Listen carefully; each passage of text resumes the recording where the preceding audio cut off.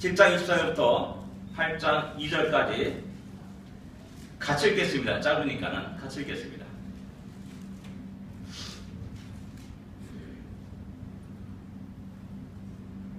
(7장 24절입니다) 같이 읽겠습니다. 오라 나는 공고한 사람이로다. 이 사망의 몸에서 누가 나를 건져내랴. 우리 주 예수 그리스도로 말미암아 하나님께 감사하리로다. 그런즉 내 자신이 마음으로는 하나님의 법을 육신으로는 죄의 법을 섬기노라. 그러므로 이제 그리스도 예수 안에 있는 자에게는 결코 정죄함이 없나니 이는 그리스도 예수 안에 있는 생명의 성령의 법이 죄와 사망의 법에서 너를 해방하였습니다. 아멘.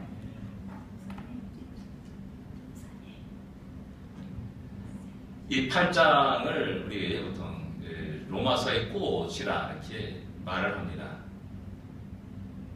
근데 우리는 그곳에서 아름다운 향기를 또 아름다움을 우리 찾을 수 있냐는 겁니다. 이것이 우리들이 성경 읽거나 또한 우리 신앙생활하는 데서의 어떤 문제라고 말할 수가 있습니다. 로마서 8장을 이해하려면 또 역시 우리는 7장을 또한 이해할 필요가 있습니다. 7장이 어둠이라 한다면 8장은 빛입니다. 7장이 절망과 좌절과 탄식이 있다면 8장은 환희와 감격과 엄청난 폭발력 있는 어떤 표현할 수 없는 그런 놀라운 기쁨이 이 8장에 담겨 있음을 알 수가 있습니다. 정반대의 성격을 갖고 있는 것이 7장과 8장이라 할 수가 있습니다. 24절에 보면 오라 나는 공고한 사람이라 이렇게 사도 바울은 말하고 있습니다. 괴로움을 받는 사람이란 말입니다. 나는 비참한 사람이다 라는 말입니다. 불쌍한 사람이라 이렇게 고백하고 있는 겁니다. 이 말 속에서 우리는 바울의 깊은 탄식을 들을 수 있습니다. 그리고 또한 깊은 좌절도 우리는 짐작할 수가 있습니다.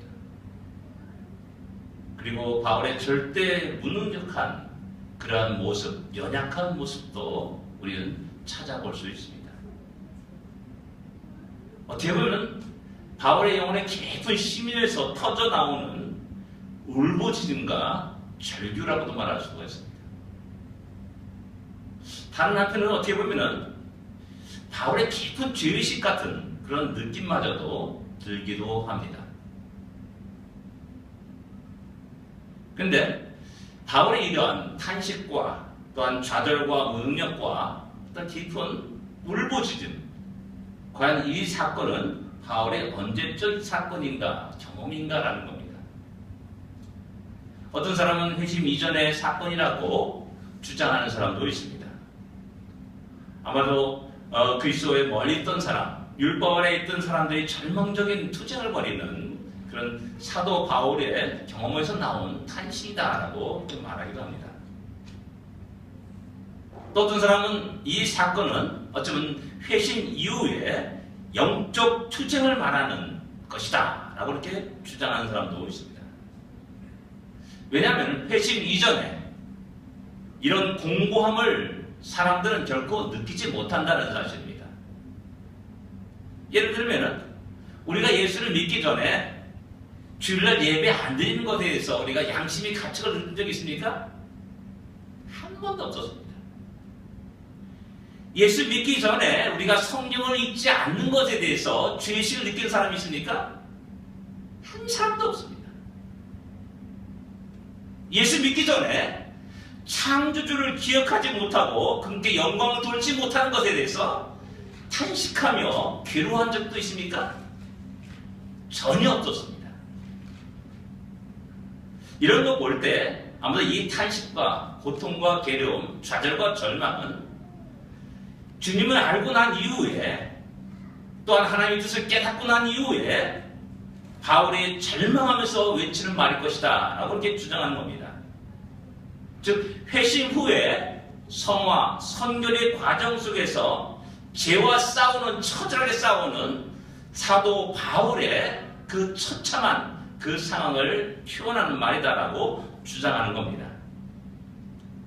저는 개인적으로 제 경험상으로 볼 때도 저는 후자의 말을 더 이렇게 받아들이고 싶습니다.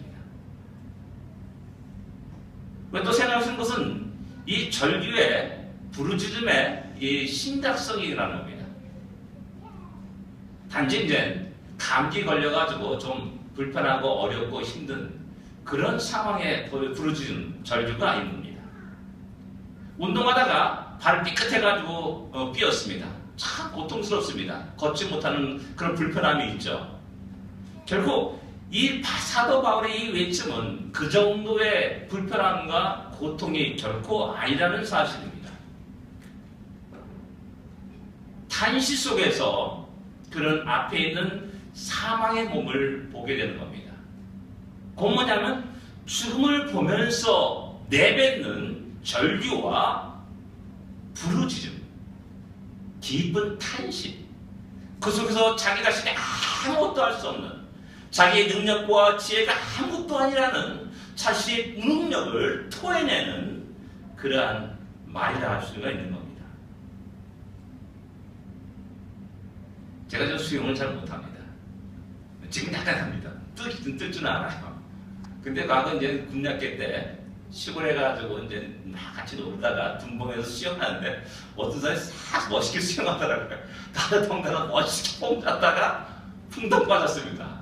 허적거리다가 물 몇 구멍 마시다가 어떻게 참 은혜로 이렇게 살아나게 됐는데 그거 비슷한 겁니다. 수영 못하는 사람이 긴 물에 탁 빠져가지고 허적되는 거. 그러다 허적되다 보면은 물을 마시게 되죠. 꼴깍꼴 마시다 보면 배가 불러오기 시작합니다. 숨을 쉴 수 없습니다. 쭉 깊이 가라앉게 되죠. 결국 그는 익사하고야 합니다. 제 경우에 의해서는 그렇게 허적거릴 때 나 살려달라는 소리가 못 나오더라고요. 그런 생각조차 안 나오더라고요. 그냥 호닥호닥하면서 허덕대는 겁니다. 바로 여기에 사도 바울의 그런 상황이 바로 그런 상황이라 할 수가 있는 겁니다. 점차 허적대다가 결국 사망이 점점 자기 앞에 다가오는 거. 그래서 난 어쩔 수 없이 죽는 거구나 라는 것을 토해내는 것이 오라 나는 공고한 자다. 누가 나를 이 사망의 몸에서 건져내랴 라고 이렇게 탄식하고 있는 겁니다. 근데 우리 여기서 약간 좀 이상한 것을 발견하게 됩니다. 3장에서 우리는 믿음으로 말미암는 하나님의 의를 갖다가 이야기합니다.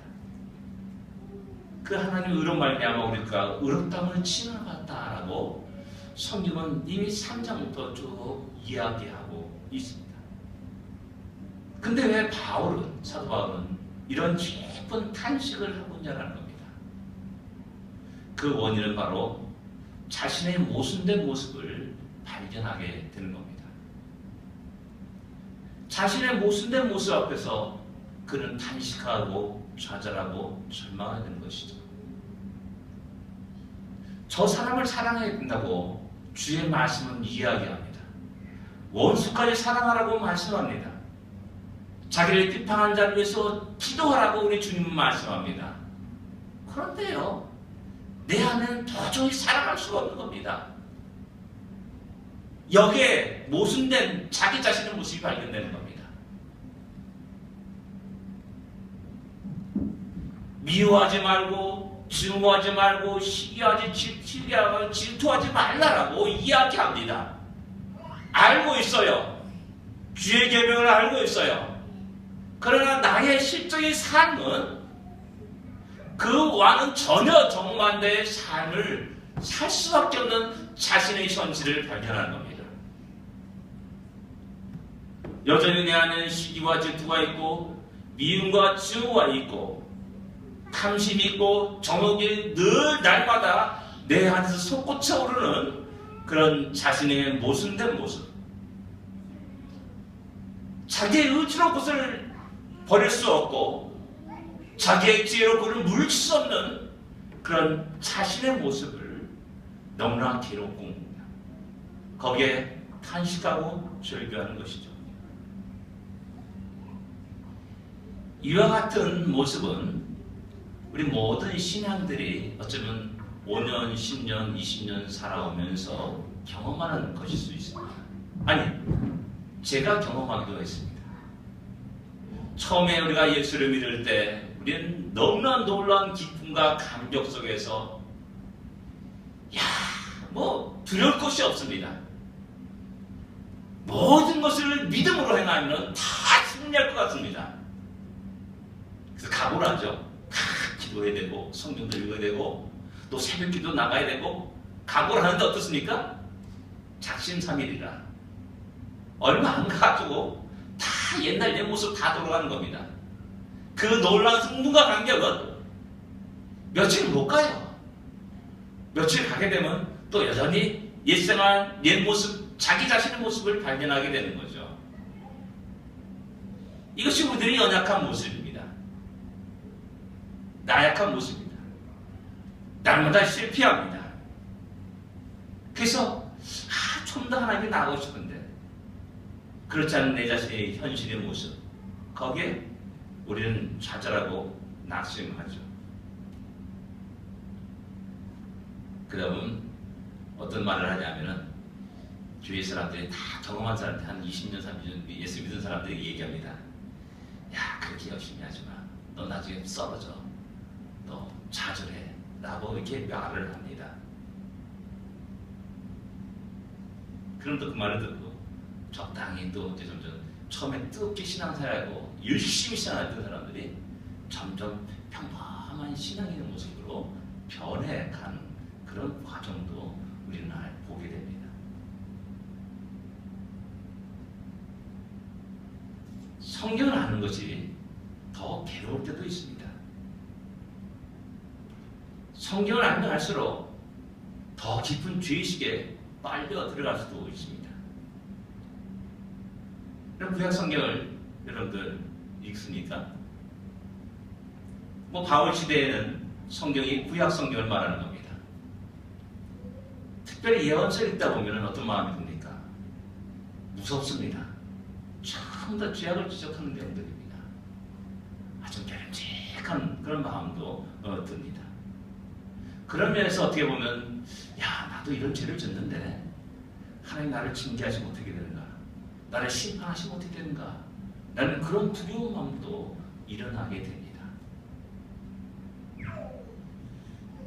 우리 보통 신앙생활 한다는 것은 기쁨이요 즐거움이요 또 얘기하지 않습니까? 예수 믿고 복 받으세요 라고 이렇게 이야기하지 않습니까? 근데 도리어 정반대 현상들이 일어나는 것이 우리 신앙생활을 한두 번 경험하는 것이 아닙니다. 특별히 또 신학, 이게 성경 공부하다 보면 이제 장로에서 예정론을 얘기합니다. 예정론. 이거 얘기하다 보면 또 시험 드는 사람이 너무 많습니다. 왜? 어떤 낙천적인 사람들은 뭐냐면은 하나님께 나 구원하기 작정하신 몸인데 지금 나 이렇게 살아도 괜찮아. 너무나 태평하게 살아가는 겁니다. 그런 사람이 있는 반면에 내가 지금 이렇게 열심히 신앙생활 하는데 만약 하나님 나를 작정하지 않았다면 어떻게 되는가?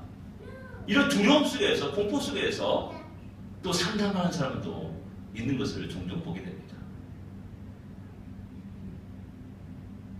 한 신앙생활 재미있고 즐겁고 기쁘고 감사하면 좋은데 오히려 이상하게 정반대의 현상이 나타납니다.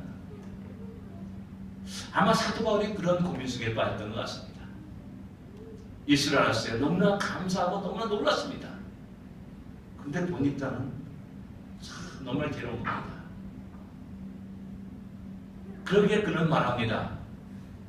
고린도 15장에는 사도들 중에 가장 지극히 작은 자라고 자기를 표현합니다. 근데 세월이 지났습니다. 디모데서 쓸 때에는 죄인 중에 내가 죄순이라 라고 말하는 겁니다. 더 의로가 될 텐데, 더 기쁨이 있어야 될 텐데 말은 더욱더 점점 더 하나님 앞에 죄인이라는 사실을 고백하고 있는 사도 바울의 모습을 보게 되는 겁니다.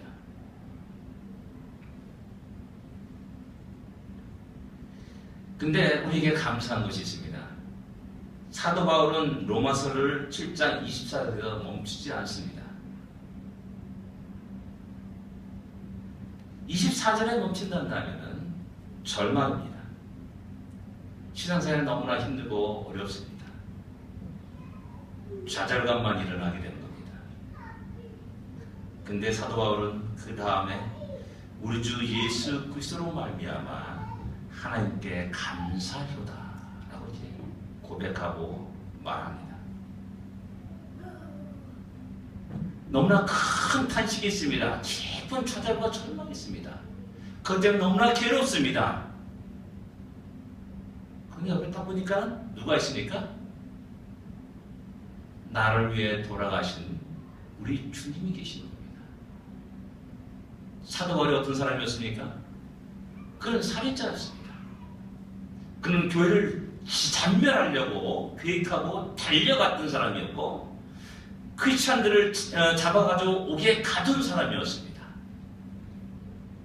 하나님 무서운 진노 아래 있는 그 사람인데 그럼에도 불구하고 하나님은 그를 버리지 아니하시고 찾아오셨다는 그 사실이 사도 바울을 너무너무 놀라게 하는 겁니다. 예, 맞습니다. 나는 죄인 중에 괴수입니다. 그러나 그럼에도 불구하고 하나님이 나를 사랑하셨습니다. 그럼에도 불구하고 하나님이 나를 구원하셨습니다. 그럼에도 불구하고 하나님이 독생자 예수 그리스도를 이 땅에 보내시사 나를 위해 피 흘리까지 하셨습니다. 나는 그 사실 앞에서 하나님께 감사하리로다 라고 고백하고 있는 겁니다.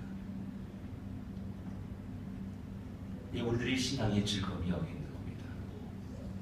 한편으로 신앙생활을 펼쳐야 될 때마다 우리 하나님 마음에 드는 게 하나도 없습니다. 여전히 육적인 생활하고 있고 여전히 시기와 질투와 탐욕과 또한 미움과 증오가 우리 안에 솟구치고 있고요.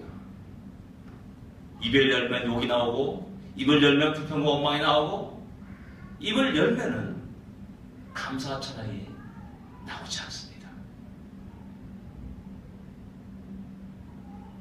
그럼 내 자신을 자책할 수도 있습니다. 나 이거밖에 안 되냐? 하나님께 좀 더 잘 살고 성실하게 살고 충성하고 봉사하기를 원하는데 자신 삶이라 다 또 흐지부지하게 되고 그런 내 자신의 모습이 너무나 초라해지고 그런 내 자신의 모습에 대해서 너무나 괴로울 때가 있다는 사실입니다. 그럼 다시 한번 역으로 하면 다시 한번 생각해 보십시오. 내가 완전하다면은 주님이 나를 위해서 죽을 필요가 없는 겁니다. 내가 완전히 의롭다 한다면은 주님의 보혈이 나에게 소용이 없는 겁니다. 내가 병자라는 것, 환자라는 것, 내가 죽을 수밖에 없는 그런 위치에 있다는 그 사실을 자각하는 자들이 옆에 계신 나를 위해 돌아가신 그 주님의 그 놀라운 은혜가 그 사랑이 너무나 놀랍고 크게 되는 겁니다. 이런 이야기들은 성경에서 끝없이 나타납니다. 여러분 상상해 보십시오. 다윗은 우리아의 아내 밧세바를 범하게 됩니다. 저는 지금까지 우리 제 아내 한 살밖에 모릅니다. 그러면 저는 죽일 놈이네 저거. 우리는 말하고 있지 않습니까? 이렇게 그런 마음을 들고 그렇게 그를 저주하고 심판하기도 합니다. 근데 그를 하나님 죽이지 않습니다. 신학에 나오면서 어떤 사람이 있습니까? 베드로가 있습니다. 그는 예수님이 잡히던 그 밤에 저주하여 맹세하여 주님을 부인했던 자였습니다. 그냥 평범하게 나 주님 모른다 이런 말이 아닙니다. 내가 주님을 안다면 내 성을 갖겠다 이런 식의 표현입니다. 그런 식으로 우리 주님을 부인했던 자가 베드로였습니다. 가룟 유다를 배반했다고 은삼지에 팔았다고 많이 비난하는데 거기에 비하면 베드로도 조금 다른 건 없습니다. 똑같은 사람입니다. 그럼에도 불구하고 우리 주님은 부활하신 후에 그에게 나타나시고 그를 찾아오십니다. 그를 만나십니다. 의심 많은 동화도 찾아오시고 십자가에 다 도망갔던, 자기 생명을 살기 위해서 도망갔던 그들을 다 찾아오시사 그들을 다시 불러 모으십니다. 여기에 놀라운 하나님의 사랑이 있습니다. 제가 늘 얘기하는 거, 그럼에도 불구하고입니다. 그럼에도 불구하고 변함없는 하나님의 사랑을 쏟아부으십니다. 그 사랑을 입은 자들이 어찌 그 하나님께 찬양드리지 않으며 감사하지 않을 수 있겠습니까? 그 사랑을 입은 자들은 자신의 시간을, 자신의 인생을, 자신의 재능을, 자신의 가진 재물들을 그분을 위해서 아낌없이 사용하고 쓰게 되는 겁니다. 사도 바울이 바로 그러한 삶을 살았음을 성경은 증거하고 있습니다. 피곤하고 좀 쉬고 싶다라는 마음이 들었을 겁니다. 강도 위험도 있었고 강의 위험도 있었습니다. 유대인에게 40에 하나 가면 매를 3번씩이나 맞았다라고 그런 고백합니다. 그 정도 핍박을 받고 그 정도 어려움을 당했단다면 포기하고 그냥 편한 삶을 살겠다 라고 말하는 것이 일반적인 사람의 모습입니다. 그러나 그는 다시 일어납니다. 그리고 다시 입을 열어서 외치기 시작합니다. 그런 말이 있습니다.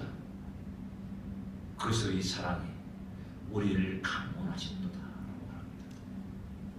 그 놀라운 사랑을 그는 알았습니다. 그러기에 그는 우리 주 예수 그리스도로 말미암아 하나님께 감사하려다라고 이야기하는 겁니다. 자신의 연약한 모습이 있습니다. 자신의 모순된 모습도 있습니다. 그러나 변함없이 여전히 자기를 사랑하시는 하나님 놀라운 사랑도 있음을 그는 결코 잊지 않았다는 사실입니다. 한편은 너무나 괴로운 내가 죄인 중에 괴수다라고 하는 그런 마음이 일어납니다. 그러나 한편은 또다시 그럼에도 불구하고 여전히 하나님이 나를 사랑하시는 그 사실 앞에서 다시 일어나 힘있게 주의 복을 증거하고 있지 않습니까? 그래서 8장 1절에 넘어가는 겁니다. 그러므로 이제 그리스도 안에 있는 자에게는 결코 정죄함이 없다니 이는 그리스도 예수 안에 있는 생명의 성령의 법이 죄와 사망의 것에서 너를 해방하였습니다 라고 이렇게 선언합니다. 이 놀라운 흥분과 감격이 8장의 내용이라는 사실입니다.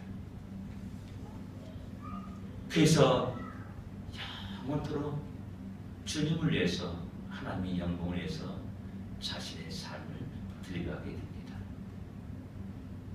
그 놀라운 사랑을 입은 자들이 변화된 큰 기쁨과 감격과 흥분의 모습이 바로 8장 2절에 나타나게 되는 겁니다. 그래서 그 다음에 얘기합니다. 우리 살아가면서 신앙생활하면서 트라우마를 나타날 때가 있습니다. 과거의 아픈 기억이 또한 경험들이 현재 우리의 삶에 지대한 영향을 끼칠 때가 있습니다. 과거의 실패의 경험, 그 어떤 상처받은 경험, 넘어진 그런 악몽들이 우리의 현재의 삶과 또한 미래의 삶을 지배할 때가 있습니다. 이런 모습은 우리들이 신앙생활에 똑같이 나타납니다. 우리가 죄와 싸워서 늘 승리했냐? 아니라는 거죠. 거의 대부분 100%였습니다. 우리 마음의 의지가 그렇게 연약합니다.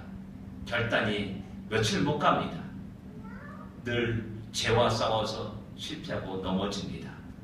여전히 완전한 인간이 아니라 여전히 미움과 시기와 질투가 또한 탐욕과 정욕이 나의 삶을 지배했던 그 과거의 삶이 그대로 있다는 사실입니다.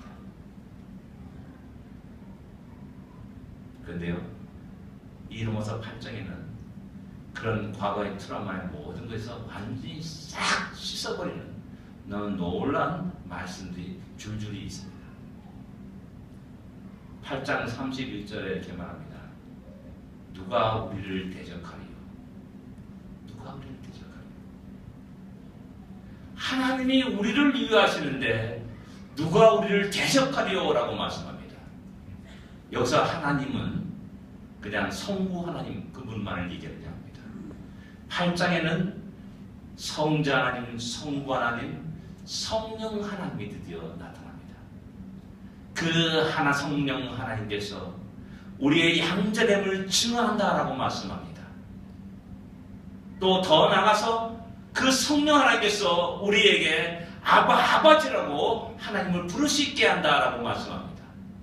그리고 그 성령 하나님이 우리의 연약함을 아시고 깊은 탄식으로 우리를 위해서 기도하신다라고 이 8장에는 이야기하고 있는 겁니다. 그러면서 8장 30절에 그 하나님이 성부, 성자, 성령 하나님이 우리를 위하시는데 누가 우리를 대적하리요? 라고 말씀합니다. 담당하게 과거의 실패의 경험들을 다 벗어버리고 새롭게 일어나서 힘있게 전진할 것을 우리에게 이야기하고 있는 겁니다. 33절에 또 말합니다. 누가 너희 하나님의 택하신 자를 고발하리요? 라고 말씀합니다. 사탄은 끝없이 우리가 넘어질 때마다 죄를 질 때마다 이야기합니다. 야, 또 너 저 죄 졌구나. 야, 이놈아, 너 같은 놈을 누가 사랑한다 그러냐? 누가 너희 기도를 들어주신다고 말하느냐라고 이야기합니다. 그런 그 말을 할 때마다 또 괴롭습니다. 나 이 목사라는 놈이 이 정도밖에 안 되는가? 아, 교회 기쁜 나 장로가 이 정도밖에 안 되는가? 집사 이 정도밖에 안 되는가? 라면 다 자책하고 기루어합니다. 그럴 때마다 우리는 33절을 기억해야 됩니다.